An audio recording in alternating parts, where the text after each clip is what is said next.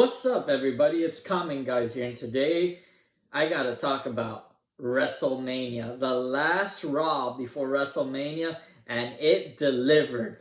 Roman was there, Rock was there, Seth was there, and the Bloodline was full in effect. I can't wait to break it down all for you. Here we go. So first up, to open up Raw, we have the man, the final boss, The Rock, explaining to the crowd why he had to lay the smackdown on Cody Rhodes and what his thinking was when he made him bleed. He told the crowd the reason he beat up Cody Rhodes is because he disrespected his family. He's going after his cousin, and he had to teach him some respect. Then The Rock did not stop there. He had to introduce his actual family, Roman Reigns, to the ring.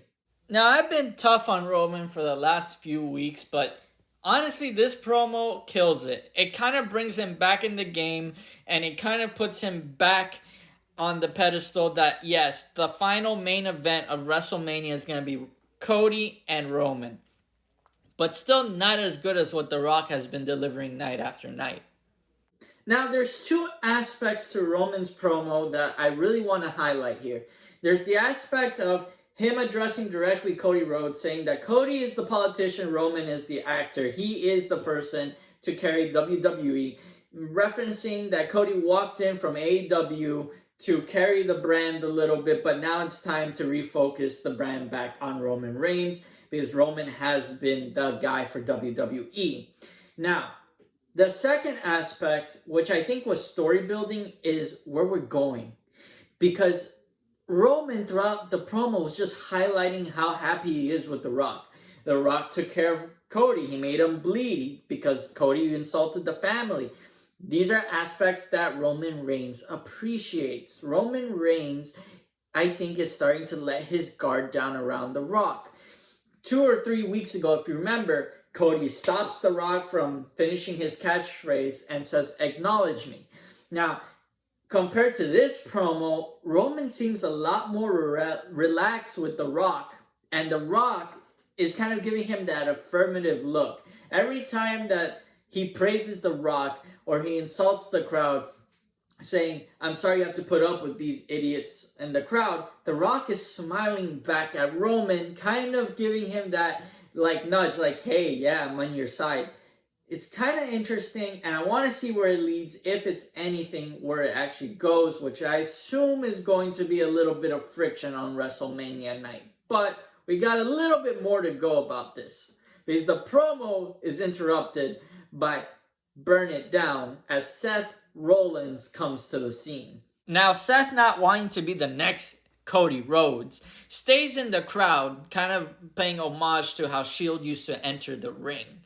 He basically challenges The Rock or Roman Reigns to the main event of Raw, and I was so deflated when The Rock and Roman Reigns decided to defer, and Solo was chosen. But The Rock made it interesting, saying that the match for the main event of Raw will be Bloodline rules. For my favorite part of Monday Night Raw, backstage shenanigans. After the segment ended, Seth tries to court Jay to helping him because Seth has been in his corner the whole entire time. And Jay's like, "No problem, I got you." Roman tells The Rock, "Hey, I'm out of here because I gotta go write Paul Heyman's induction speech for the Hall of Fame, but I'm leaving you with Solo and Jimmy to protect you."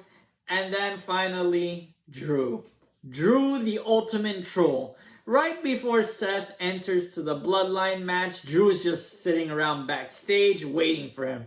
And he tells him, "You're gonna die out there." And you know what Seth's response is? "I'm not yet dead, Drew." That is the perfect response. That makes the crowd remember, hey, Drew versus Seth is a thing, and ultimately Seth will be ready for Drew when the time comes. Seth versus Solo match, I cannot complain. Seth threw chairs at Solo's face.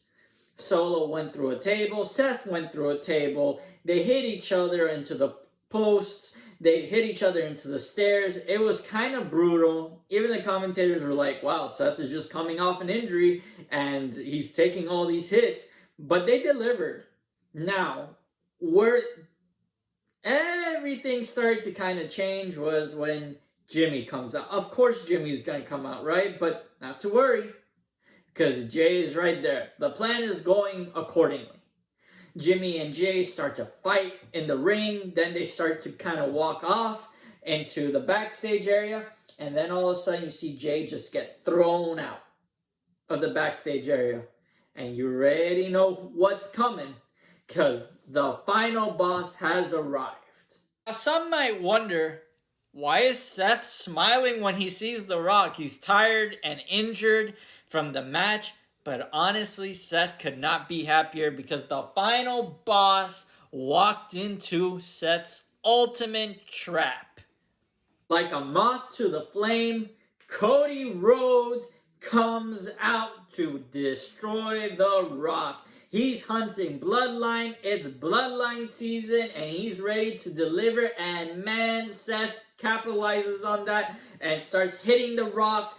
Cody Rhodes starts hitting The Rock. Everybody starts hitting The Rock, and they push him to throw him through that announcement table. And with The Rock outnumbered and outbeaten, Cody Rhodes is about to deliver the rock bottom on The Rock.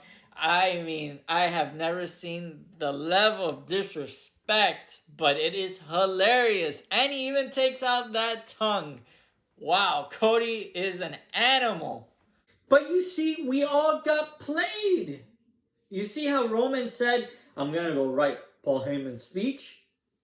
He never said where he was writing the speech. You see, for the last 2.5 hours, Roman has been underneath the ring the whole entire time writing the speech. He must have heard The Rock screaming, and then Roman just comes out of nowhere, out of the ring, and just starts wailing on Seth and giving like the punches to Cody, allowing for The Rock to regain momentum, prevent the rock bottom through the table, and eventually they push everybody to the ring, where The Rock and Roman just start wailing on everybody, and the Roman spears Cody. That's where The Rock takes out his Nightmare belt. Last week it was Mama Rhodes. This week it's Nightmare belt. And Roman lifts his title. But what do they do with the Nightmare belt? Well, of course, they beat up Cody Rhodes and whip him. Whip him all over the ring. And they whip Seth Rollins for good measure as well, teaching him a lesson. The bad guys win. The good guys are on the floor all broken. And we're heading into WrestleMania. Now, what does this all mean? Well, I kind of got some ideas. There was foreshadowing. When The Rock holding the Nightmare belt, it's, I think, foreshadowing that Cody's actually going to win the title. That's number one. Number two, The Rock saved Solo from losing to Seth, possibly leading to Solo being more, let's say, on The Rock's side than Roman's side if there's an eventual change. Roman actually protecting The Rock shows that Roman has become more warm and welcoming toward The Rock, actually joining the Bloodline. Remember, Roman has barely ever protected his own other Bloodline members, but he came out for The Rock. So that's kind of important to note. And it sets up the idea that Seth, Jay, and ultimately Cody Rhodes can't actually beat these people without more help. And this is where it kind of works itself in. We got John Cena. We possibly got Stone Cold Steve Austin on the way. We might get Randy Orton, because Randy Orton does have a bone to pick with Roman Reigns. We might get Sami Zayn, because Sami Zayn was a Bloodline member at one point. There's a lot more allies that Seth and Cody can rely on to get the job done. Bloodline rules shows that it works both ways. Yes, Bloodline can do whatever they want, but also the good guys can bring out help. So it's going to be in their favor to have this Bloodline rule to beat the Bloodline.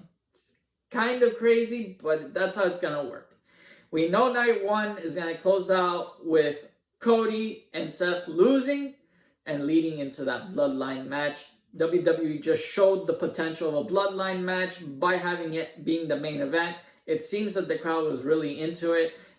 And the one moment that confused me was when the crowd started chanting CM Punk. CM Punk is not medically cleared. He's not going to help in that sense. But it was still hilarious that CM Punk somehow works his way into everything. I was half expecting Drew to just come out to the crowd and just be like, yes, you can chant CM Punk all you want, but he's not coming. I destroyed his dreams just during the Bloodline match. It would have been hilarious. On any note, I can't wait to see how SmackDown closes off. I really doubt that there will be much Bloodline news because WrestleMania is literally the next night. So we'll see. But on that note, I'm pumping out the WrestleMania Day 1 recap after WrestleMania Day 1. And then, of course, WrestleMania Day 2 recap to kind of close out this journey. Thank you. Like and subscribe and let me know what you thought about that ending of Raw. Did you like that the Bloodline actually won? Or would you have preferred Cody and Seth to have their moment?